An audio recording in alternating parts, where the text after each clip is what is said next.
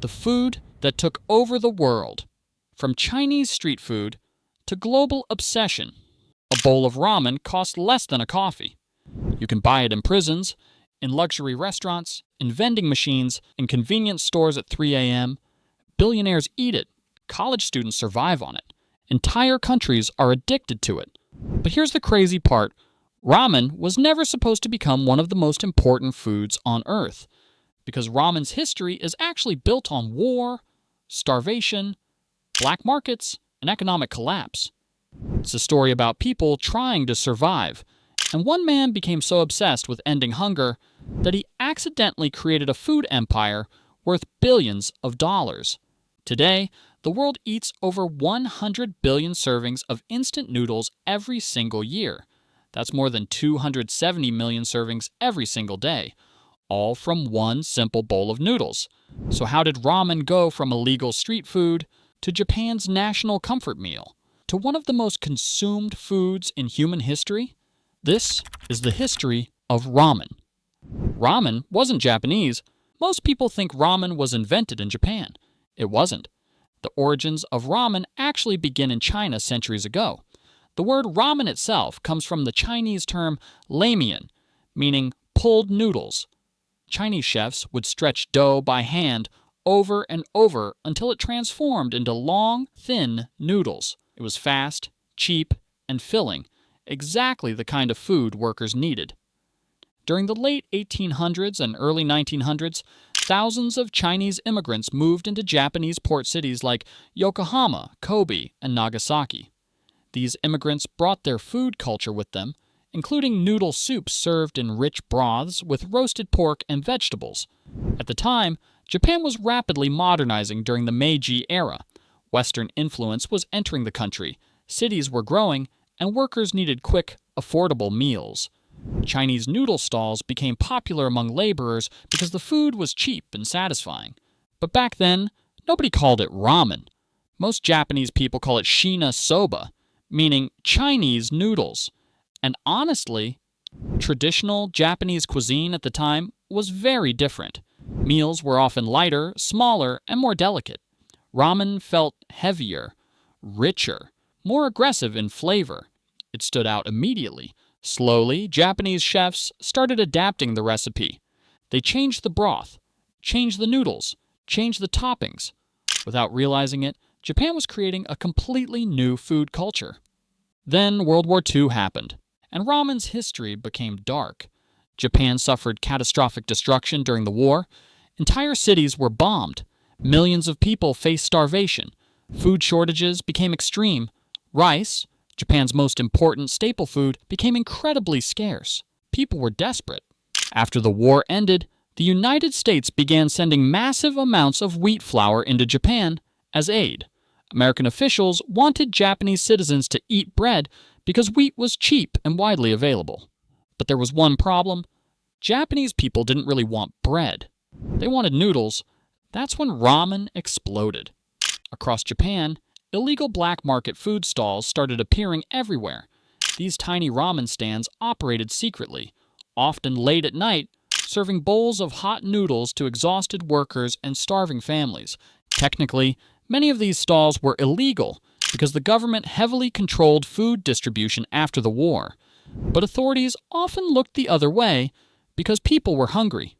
Imagine the atmosphere: destroyed cities, cold nights, smoke in the air, workers standing shoulder to shoulder around tiny ramen carts just trying to survive another day. Ramen stopped being just food. It became an emotional comfort, a hot bowl of broth during one of the hardest periods in Japanese history. And that emotional connection never disappeared. Even today, ramen still feels comforting because its popularity was born and during suffering. Then one man changed the entire planet. His name was Momofuku Ando. After the war, Ando noticed something fascinating. Every single day, huge lines of people waited outside ramen shops. Japan's economy was recovering, but food insecurity was still everywhere. Ando believed something very simple. Peace will come when people have enough food. So he became obsessed with creating ramen people could make instantly at home. The idea sounds obvious now. Back then, it sounded impossible. Ando spent months experimenting inside a tiny shed behind his house. He tested different noodles, drying methods, broths, and preservation techniques. Most attempts failed. The noodles either tasted terrible or became soggy and rotten. Then one day, while watching his wife fry tempura, he discovered the solution. Accidentally, oil. By flash frying cooked noodles, the moisture disappeared while the structure stayed intact. Later, boiling water could bring the noodles back to life within minutes. It was revolutionary. In 1958, Ando released the world's first instant ramen, chicken ramen, and humanity never looked back. At first, instant ramen was actually expensive. Believe it or not, fresh noodles were cheaper. But people quickly realized something important. Instant ramen was convenient.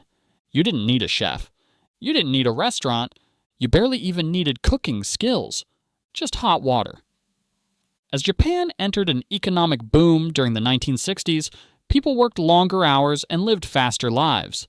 Instant ramen perfectly matched modern society and became the ultimate quick meal for busy workers, students, and families. Factories expanded rapidly. Then came Ando's second genius invention, cup noodles. In 1971, while visiting America, Ando noticed people breaking instant noodles into cups because they didn't have bowls. So he redesigned everything. He placed noodles inside waterproof foam cups, added seasoning packets, included a fork. Now ramen can be eaten almost anywhere.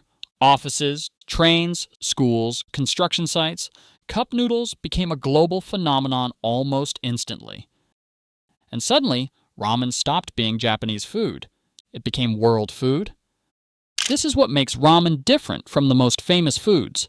Pizza became global because people loved it. Ramen became global because people needed it. Instant noodles were cheap, filling, portable, and lasted a long time without refrigeration. That combination made them perfect during economic struggles and disasters. Poor college students survived on ramen. Workers ate it during overtime shifts. Families bought it during recessions because it was affordable.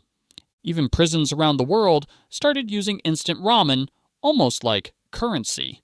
And during natural disasters, governments often distributed instant noodles because they were easy to transport and prepare. Ramen became deeply connected to survival. That's why it feels strangely emotional for so many people.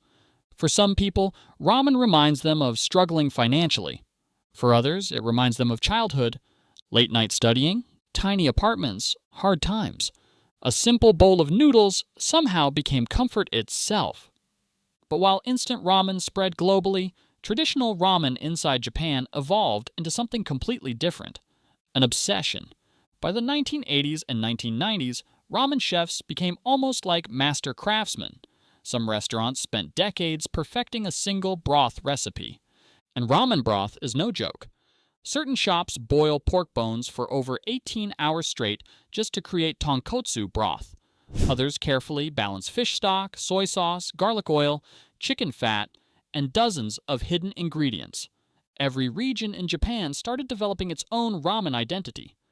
Sapporo became famous for rich miso ramen topped with butter and corn. Fukuoka became legendary for creamy pork bone tonkotsu ramen. Tokyo popularized soy sauce-based shoyu ramen. Some noodles became thick and chewy, others stayed thin and straight. Ramen stopped being fast food. It became a culinary art. Today, some ramen restaurants in Japan even receive Michelin recognition. Think about that for a second. A dish once associated with black markets and poverty became luxury cuisine. That transformation is insane. Then social media arrived, and ramen became unstoppable.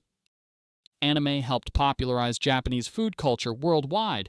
Food YouTubers started traveling across Japan, reviewing ramen shops. Instagram turned ramen into visual art. Suddenly, people weren't just eating ramen, they were hunting for the perfect bowl. Tourists now travel across Japan specifically for ramen experiences. Some famous shops have lines lasting several hours every single day. At the same time, instant ramen companies continued evolving globally. South Korea popularized ultra-spicy instant noodles. American brands created microwave-friendly versions.